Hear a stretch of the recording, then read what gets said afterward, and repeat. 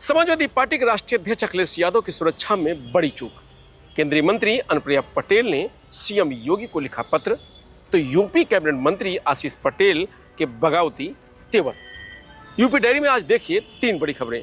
नमस्कार, मैं हूं रजनीश यादव, आप देख रहे हैं लोकमत हिंदी।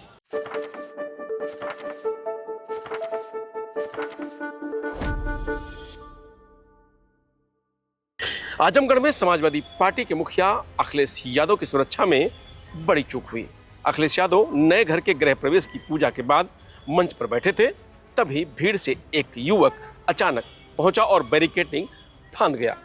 पुलिस वालों ने उसे पकड़ने की कोशिश की, लेकिन वह धक्का और कोहनी मारते हुए मंच के पास पहुंच गया।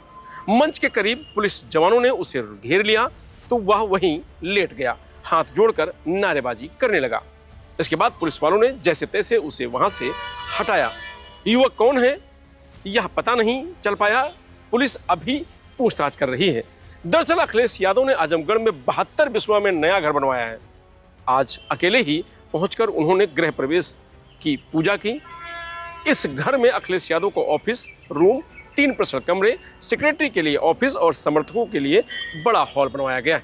जिला मुख्यालय से 7 किलोमीटर दूर अनवरगंज में यह मकान बना है।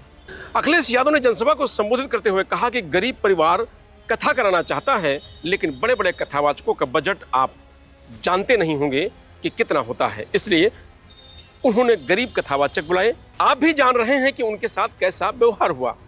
ऐसा व्यवहार हम लोग कभी नहीं भूल सकते, इसलिए समय समय पर हम आप लोगों को जगाते हैं। ये भाजपा के लोग संविधान से नहीं चलना चाहते, इनका रास्ता कोई और है। इनका रास्ता वो है जो कभी मनु महाराज आए थे, कुछ गड़बड़ किया था, ये लोग उनके रास्ते पर चलते हैं। सरकार ने गांव में जो टंकियां बनवाई, उनमें जैसे पानी भरता है वो फट जाती हैं। पिछले 3 महीने से देख रहा हूं, एक एक करके टंकियां फट रही हैं। ये यूपी वाले दिल्ली से बहुत डरते हैं। जब जब चुनाव आता है तो ये समाजवाद के खिलाफ बोलने लगते हैं।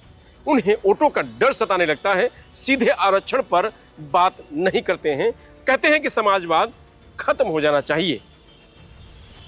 जिस विचारधारा से उनकी भाजपा पार्टी बनी है, उसी विचारधारा से इनके लोग टकरा रहे हैं।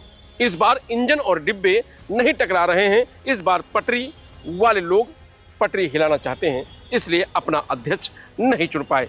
ये लोग ध्यान हटाने के लिए जाति जनगणना की बात करते हैं। अखिलेश अभी तक लखनऊ से मध्यांचल और सिपाही से पश्चिमी यूपी की सीटों की मॉनिटरिंग करते थे। ऐसे में पूर्वांचल अछूता रह जाता था। उसी कमी को पूरा करने के लिए अखिलेश यादव ने आजमगढ़ को चुना है। इसके जरिए अखिलेश यादव पूर्वांचल की 117 सीटों को साधेंगे। तो वहीं उत्तर प्रदेश में एनडीए के सहयोगी और केंद्रीय मंत्री अनुप्रिया पटेल ने पार्टी विरोधी गतिविधियों के आरोप में कुछ सदस्यों को अपना दल सोनीलाल पटेल से निष्कासित कर दिया था। इसके बावजूद भारतीय जनता पार्टी ने निगम बोर्ड में पार्टी से निकाले गए नेताओं को दोबारा से जगह दे दी, जिस पर अपना दल ने कड़ी आपत्ति जताई है। इस संबंध में पार्टी ने सीएम योगी आदित्यनाथ को भी पत्र लिखा है। अपना दल एस के प्रदेश अध्यक्ष आरपी गौतम ने इस संबंध में सीएम योगी आदित्यनाथ को चिट्ठी लिखते हुए इस फैसले पर कड़ी आपत्ति जाहिर करते हुए इन सदस्यों को तत्काल पद से हटाने की मांग की है। उन्होंने चिट्ठी में लिखा है कि अपना दल पीएम मोदी के नेतृत्व वाले एनडीए गठबंधन का अहम हिस्सा है और सालों से प्रदेश में विकास कार्यों में सहयोग करता आ रहा है। तो वहीं यूपी सरकार में मंत्री आशीष पटेल बीजेपी का नाम लिए बगैर बगावती तेवर दिखाएं।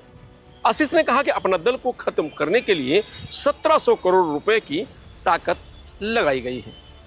आगे चलकर हमें झूठे मुकदमों में फंसाया जा सकता है, कुछ भी हमारे साथ हो सकता है। आशीष पटेल केंद्र में मंत्री अनुप्रिया पटेल के पति और अपना दल यस के कार्यकारी राष्ट्रीय अध्यक्ष हैं।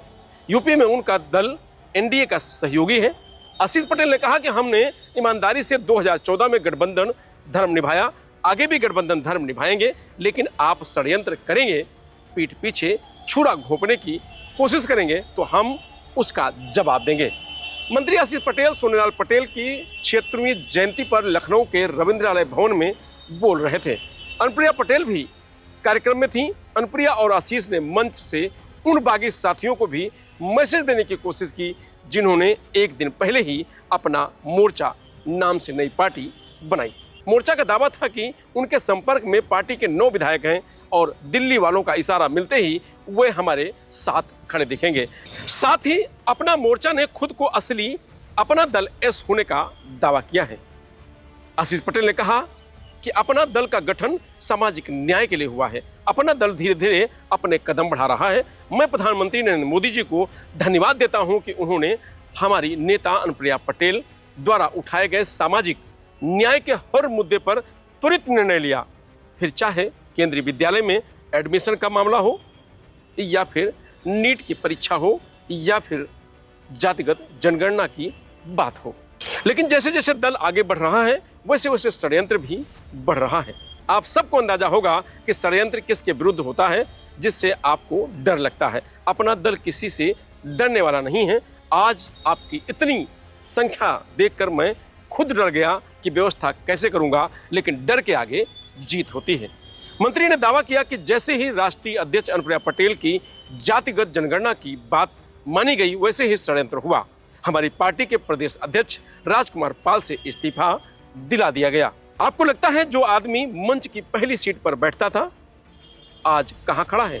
फोटो तो आप सब ने देखा होगा। ये बड़ा षड्यंत्र था, लेकिन अपना दल के कार्यकर्ताओं ने इसका जवाब दे दिया है। मैंने पिछली बार भी कहा था कि अपना दल किसी से डरने वाला नहीं है, अपने सामाजिक न्याय के क्षेत्र में काम करता रहा है और करता रहेगा। आप हमारे खिलाफ एक षड्यंत्र करेंगे, हम 4 इंजीनियरिंग कॉलेज का नाम बदल देंगे। हमने हाल ही में डॉक्टर भीमराव अंबेडकर से लेकर सरदार पटेल, महारानी अहिल्याबाई के नाम पर इंजीनियरिंग कॉलेजों का नामकरण किया है। धन्यवाद देता हूं पीएम मोदी का, जिन्होंने ऐसे कार्यों की सराहना की है। आशीष पटेल ने कहा कि एक बात और मैं कह दूं, जो लोग ये सोचते हैं कि अपना दल को खत्म कर देंगे वो भ्रम में हैं। आपके हर हमले का उतनी ही ताकत से जवाब देंगे। मैं आज सबके सामने ये सौगंध ले रहा हूं कि अपना दल ने डरना नहीं सीखा है। बड़ी बड़ी खबरें प्लॉट करा सकते हैं, लेकिन सच्चाई को आप कभी झुठला नहीं सकते। आप जानते हैं किन लोगों को लाया जाता है? उन लोगों को लाया जाता है जो सुबह कहीं और रहते हैं और शाम को किसी और के घर में जाकर सोते हैं। धीरे धीरे सबका षड्यंत्र सामने आएगा। फिलहाल यूपी डायरी में आज इतना ही। कल फिर मिलेंगे नई खबरों के साथ। तब तक आप बने रहिए लोकमत हिंदी के साथ। नमस्कार।